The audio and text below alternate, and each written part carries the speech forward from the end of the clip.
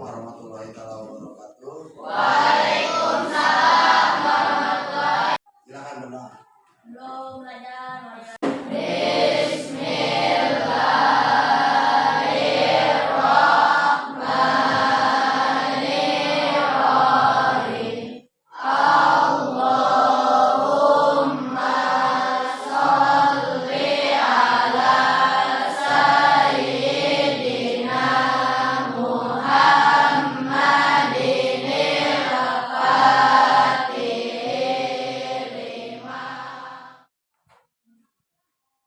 Desti, ya. Elis Mulyani. Kenapa ini tidak sekolah udah berapa hari, Elis? Kemarin sekolah.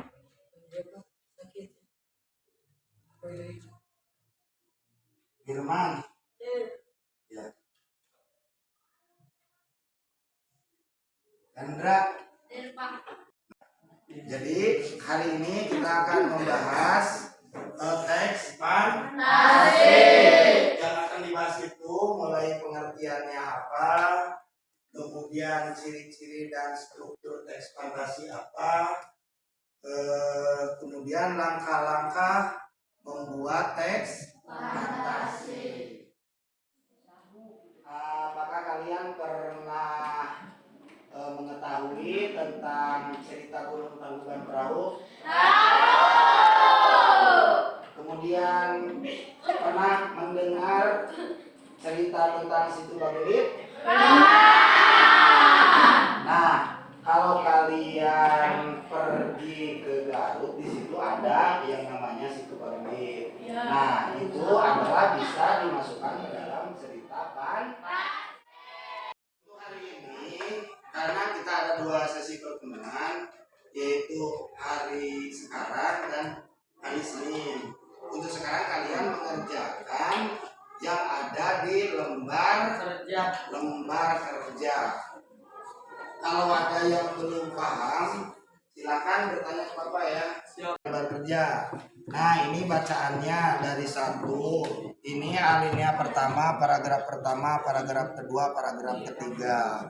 Jadi yang ditanyakan, mana yang dimaksud dengan paragraf orientasi?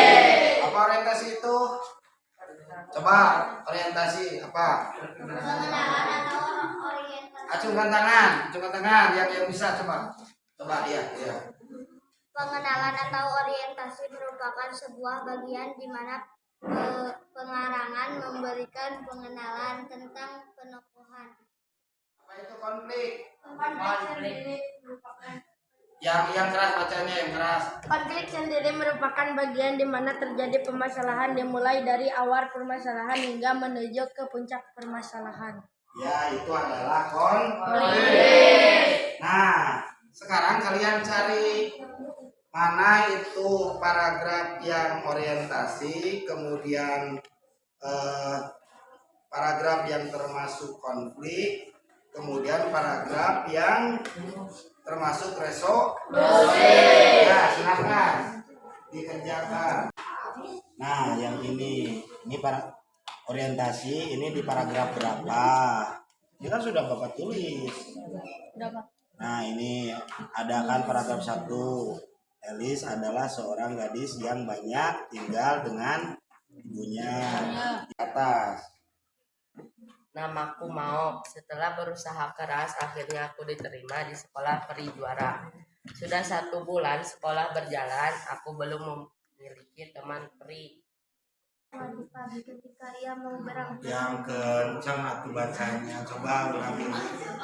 Ya, biar terdengar sama yang lain. Di suatu pagi ketika ia mau berangkat membantu ibunya bekerja, ia melihat ada seorang kakek tua yang kondisinya mengenaskan. Di mana memang sang kakek tua keadaannya kelihatan sangat lelah, letih dan juga sedang tersungkur di jalan. Ulangi lagi kalau nomor 2. Ayah Alice sudah meninggalkan dunia sejak ia masih kecil, dan sekarang yang menjadi tulang punggung keluarga dan mencari nafkah hanyalah ibunya. Dan sedihnya lagi Alice terpaksa harus putus sekolah karena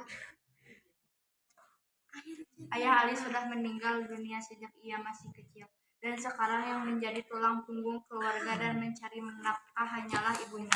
Dan sedihnya lagi, Alice terpaksa harus putus sekolah karena memang keadaan. Kemudian konflik. Konflik adalah sendiri merupakan bagian di mana terjadi permasalahan dimulai dari awal permasalahan hingga menuju ke puncak permasalahan.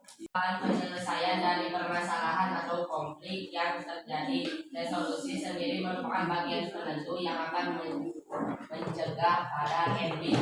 Ya, pada ending. Nah, jadi kesimpulannya begini, coba dengarkan. Kalau kalian nonton sebuah film, misalkan cerita maling, itu ada babak-babaknya. Misalkan ada pertemuan dulu, itu adalah pembukaan, dimana di situ sudah mulai ada masalah. Kemudian terjadi permasalahan, misalkan ada konflik. Paling undang itu apakah disetujui atau tidak? Tidak. Nah, tidak disetujui kan? Saat tidak disetujui oleh keluarganya itu disebut konflik. Akhirnya bagaimana? Paling undang Menjadi batu. menjadi batu. Itu adalah akhir cerita. Kalian tolong di rumah dibaca lagi materinya, kemudian kerjakan. Itu untuk lembaran kedua. Nanti kita sama-sama dibahas di hari apa? Tolong diperhatikan ya. Kemarin kita sudah membahas tentang apa? Sekali lagi. Cerita fantasi. Apakah kalian pernah menulis teks cerita fantasi? Pernah. Coba yang sudah dipelajari kemarin itu apa aja? Ingat, bacakan pengertian apa maksudnya? Pengertian, ciri, dan struktur cerita fantasi. Teks fantasi merupakan cerita yang bersifat khayalan atau imajinatif. Untuk menarik para pembaca biasa. Lido, bacakan Lido. Ya. Penggunaan kata dapat menembus ruang dan waktu. Terus Tokoh yang memiliki keunikan tersendiri langkah-langkah. Nah, langkah-langkahnya apa aja? Menentukan ide penulis dengan mengamati objek nyata, kemudian memberikan sentuhan imajinasi. Terus Menggali ide cerita fantasi dengan membaca. selanjutnya setiap kelompok membacakan ke depan. Mengerti? 20 menit. Setelah 20 menit nanti presentasikan ke depan ya. Gadis tersebut merasa malu untuk mengakui ibunya yang berpakaian lusuh. Gadis itu berkata, "Bukan, dia adalah pembantuku." Mendengar pernyataan tersebut, ibunya sangat kecewa dan sedih. Tanpa terasa sang ibu berdoa kepada Tuhan, "Ya Tuhan, aku sangat kecewa. Aku marah mempunyai anak yang hatinya keras bagaikan batu. Lebih baik jadikan dia batu saja." Ibunya berkata demikian sembari meninggalkan anaknya sendirian. Ibu itu berlari pulang dengan hati yang sangat kecewa. Tiba-tiba langit menggelegar dan gadis itu berubah menjadi batu. Batu tersebut menangis dan mengeluarkan air mata. Huhuhu. "Ibu, maafkan aku." Begitu tangisannya. Ya. Tangisannya membesar dan membuatnya menjadi danau dengan anak perempuan di sampingnya. Ia dikutuk menjadi batu menangis selamanya. Ya, kasih support.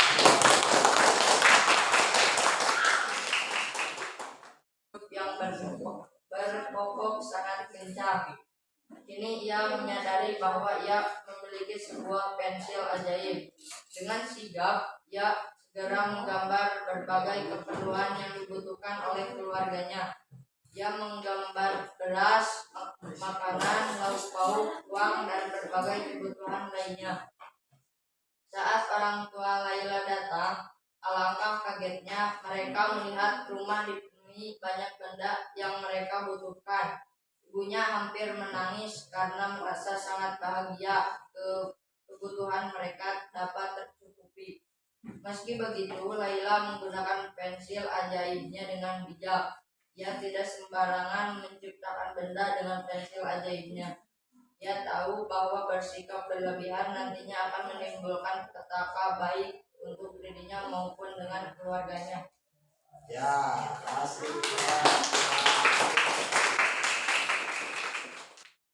Dan Willy sudah cukup membantu kedua teman lainnya untuk pergi. Sesampainya di rumah, mereka menceritakan kejadian yang ia alami kepada kakek Hans dan kakek Dok. Mengatakan bahwa sebenarnya itu adalah kebajakan dari penyihir agar anak-anak jadi bisa menjadi santa pemakan malamnya. Mereka berempat pun pergi. Sudah? Ya. Kasih. Kira-kira materi mana yang belum dipahami? Apakah sudah paham atau belum? Dari mulai langkah-langkah, kemudian apalagi langkah-langkah, terus apa yang sudah dibahas? Menyusun teks fantasi, terus apalagi?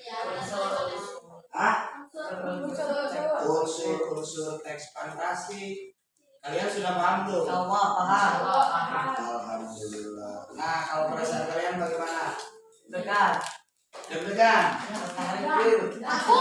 Hah? Apa Jadi perasaannya ketika ke depan bagaimana? Dekat. Deg-degan. Tapi apa? Grogi.